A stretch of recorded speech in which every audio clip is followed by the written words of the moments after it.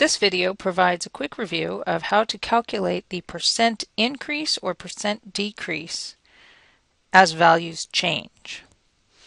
The formula up here at the top, percent change equals the change in value divided by the value before the change, is the formula that I'm going to use. And often the value before the change, or this denominator here, is called the reference value, but that kind of depends on the textbook that you're using. So let's look at a couple of examples. The price of a song online recently changed from 99 cents to $1.29. What is the percent increase in the price of a song? So the percent increase, or percent change, is going to be, I'm going to start by finding a fraction. The numerator of your fraction is how much the price changed by. So it started at 99 cents and it went up to $1.29. That change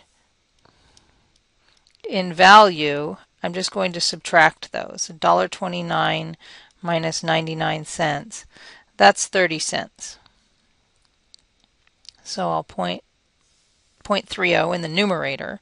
And then the denominator is your reference value, or the value before the price went up. So that's 99 cents. And if I divide those, 0.3 divided by 0.99, I get this very messy decimal, 0.303030 repeating. Or another way of writing that is 0.30 with a bar over it. And that's the percent increase as a decimal. To convert that to a percent, we need to slide the decimal 2 places to the right. So up here, if I slide the decimal 2 places to the right, it's going to be 30.30 repeating percent. And if you were going to round, that would be about a 30.3% increase. Okay, so the fraction that you form after you put it in your calculator, that gives you your percent as a decimal. You still have to slide 2 places to the right to convert it into a percent. Let's look at the second example here. The enrollment in an exercise class was 70 people last month. This month, the enrollment is only 58 people. What's the percent decrease? So the percent decrease is going to be a fraction. The numerator of your fraction is the change in enrollment. So it started at 70 people. It ended up at 58 people. So that is a 12-person decrease. So that's my numerator. And my denominator is always the value that it started at before the change. So it started with 70 people and dropped 58. So my reference value is 70. So if I come over here to my calculator and I type that in, 12 divided by 70 to get the decimal. Again, all of these percent increase and decrease problems are going to give me pretty messy decimals typically. So I'm just going to go to a few decimal places here. Let's say we go 0.1714.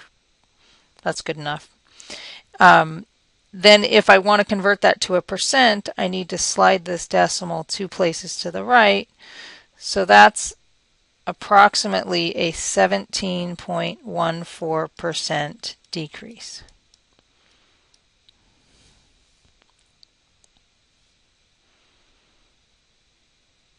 All right, the last example here says, when Lourdes started her job, she made $8.50 per hour. She now makes $12 per hour. By what percent has her salary increased? Same formula again. The percent change, in this case it's an increase, is going to be a fraction. The top of your fraction is going to be the change. So in this case, she's now making $12 an hour. She used to make $8.50 an hour. So that's $3.50 an hour extra that she's making. So that's $3.50 in the numerator. And the denominator again is the starting value before any change happened. So this is $8.50. That was her original salary. So again, come over here to the calculator, divide those. Oops, wrong way. Numerator first. $3.50 divided by $8.50. Get 0.411764. So let's go about 4 decimal places here. 0.4118, I guess, if we rounded to 4 decimal places. And to convert that to a percent, that's 41.18%. If you only wanted to go to 1 decimal place, it would be 41.2%. So it just depends on what form you want your answer in. Again, to find a percent increase or decrease, you start by finding how much the value changed by, and then you divide by the original value before the change, which is sometimes called the reference value.